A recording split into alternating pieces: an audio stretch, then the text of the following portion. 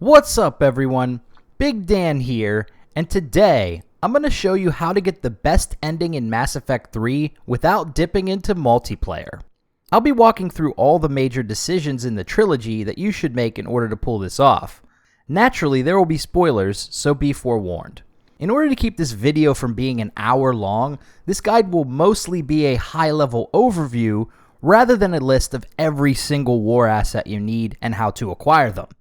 I've put some useful links to other videos and guides in the description if there is a specific topic from this video that you want to explore in more depth.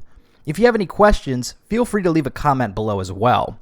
Before we begin, I have a bunch of Mass Effect Trilogy guides and lore videos on my channel, so if you're interested in watching more, consider subscribing.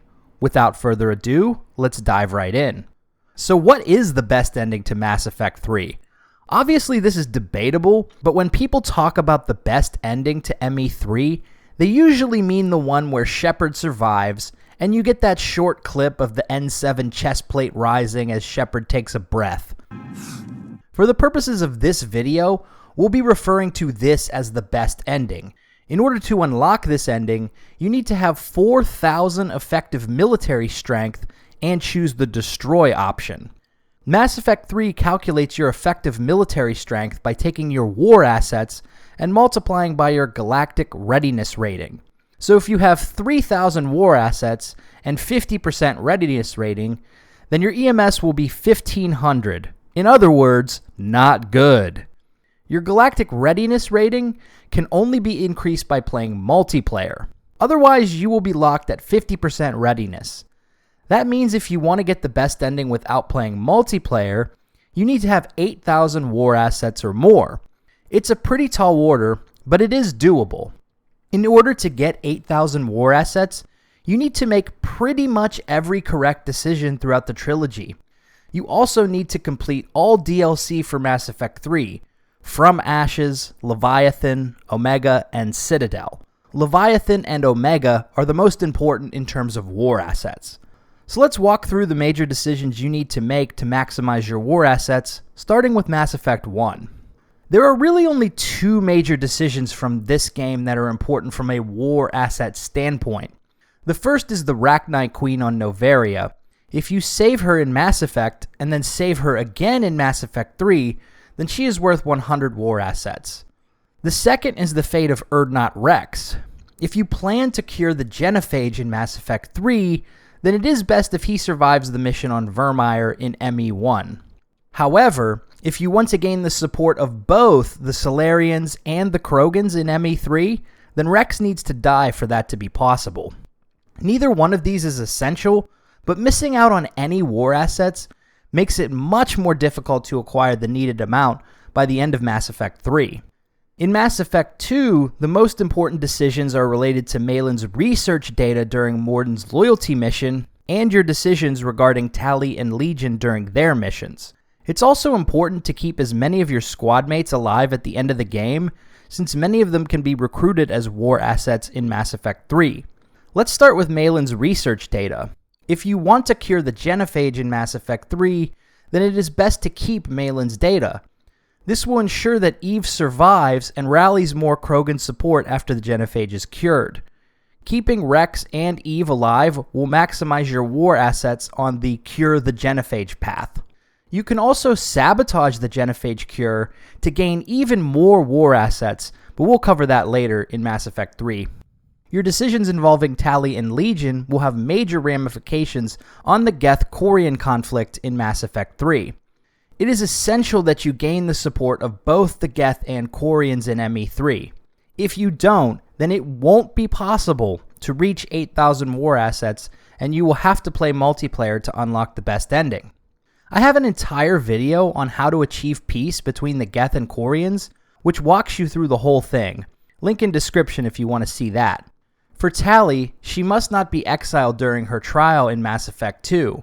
For Legion, you must choose to keep him and activate him. It is also best if you destroy the Geth heretics during Legion's loyalty mission.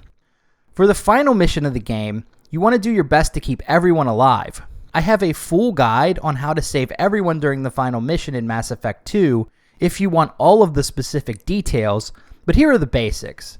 You need to complete each squad mate's loyalty mission. You need to upgrade the Normandy with the Thanex cannon, multi-core shielding, and heavy ship armor. And you need to choose the correct squad mates for various roles in the final mission. Again, I have a whole video that explains this in detail, so if you're confused on how to save your crew, then go watch that video. Now that we've laid the groundwork in Mass Effect 1 and 2, let's talk about what we need to do in Mass Effect 3 in order to unlock the best ending. We'll start with the Genophage Cure. If you are being straight up mercenary gangster and just want to maximize your war assets, then the best outcome for this quest is to sabotage the Genophage Cure. But you need to do it in the right circumstances to maximize your war assets. First, Rex needs to die in Mass Effect 1. If he survives and you sabotage the cure, then you lose a bunch of war assets because he finds out and withdraws Clan Urdnot support. It's a terrible outcome. I know what you did. Unforgivable. But if Reeve is in charge, then you can sabotage the cure to gain the Solarian First Fleet, which is worth 150 points, in addition to the Krogan. If you kept Malin's research data and Reeve is in charge, then sabotaging the Genophage Cure provides the maximum amount of war assets you can gain from Priority Tuchanka. You will gain the Solarian First Fleet, the Krogan clans, which will be boosted by Eve's recruitment drive, Clan Urdnot, and Urdnot Reeve. However, if you destroyed Malin's data and Reeve is in charge, you can actually save Morden Solus and gain him as a war asset, but he is worth slightly less points than Eve. Sabotaging the Genophage Cure isn't essential, but the Solarian First Fleet is worth 150 war assets, so you will need to make up those losses elsewhere. In order to reach 8,000 war assets, you need to broker peace between the Geth and Quarians in Mass Effect 3. This is not optional. Many of the factors which will unlock this outcome happen in Mass Effect 2, and we talked about those earlier. In Mass Effect 3, you will also want to do the following. Save Admiral Chorus during the rescue mission on Rannoch, complete the side mission to deactivate the Geth fighter squadrons on Rannoch, have at least 4 bars of reputation before the end of Priority Rannoch. At the end of Priority Rannoch, if you've done everything right, then you can convince Admiral Gerrel to stand down with a Renegade or Paragon speech check. Again, I have a full video explaining in detail how to achieve Geth-Quarian Peace if you want to know more about how to pull this off. In addition to the main story, you should also complete all the side missions and planet scanning in the game to maximize your war assets. The Mass Effect fandom wiki has a great table listing out all the war assets and other things you can recover from planet scanning. I recommend just going down their list to save yourself some time. It's also worth pointing out that some of the side missions are timed to the main story and will become unavailable after you complete certain main quests. For example, the Grissom Academy rescue mission must be completed before Cerberus attacks the Citadel. Annoyingly, the reverse is also true. Sometimes you will acquire side missions that you are unable to complete until later in the story. For example, I picked up some heating unit stabilizers at one point, but I wasn't able to turn in the quest until after the Citadel attack because the NPC that I needed to give the item to wasn't there yet. I'll link up a useful guide by Ryan Hall on mission timing and planet scanning in the description. Shout out to her for putting that guide together. Many of the side missions will contribute to boosting the score of the Citadel Defense Force. You can also increase it by correctly resolving arguments and Spectre terminal authorizations. Throughout the course of the game, you will run across a number of arguments, mainly on the Citadel. If you support the right individual in these conversations, you will sometimes boost the Citadel Defense Force war asset. The same is true if you authorize certain decisions from the Spectre terminal in the Citadel embassies. The Mass Effect fandom wiki lists out all the ways to boost the Citadel Defense Force war asset score, so you know the drill. Link in description. In addition to side quests, you'll also need to complete Mass Effect 3's DLC in order to maximize your war assets. There are 4 DLC packs for Mass Effect 3. From Ashes adds the Prothean Javik as a squad mate and a unique mission on Eden Prime. If you find all 3 terminals in the Eden Prime level, you will gain 100 war assets. The Omega DLC is a 2 to 3 hour campaign to help Arya T'Loak retake Omega Station from Cerberus. This grants a huge boost to war assets from Aria. The Leviathan DLC will see you uncovering the origins of the Reapers and recruiting Leviathan as a major war asset. Finally, the Citadel DLC will increase the Normandy SR2's war asset score. Here is a rundown of the major decisions that I made in order to gain 8,110 war assets by the end of Mass Effect 3.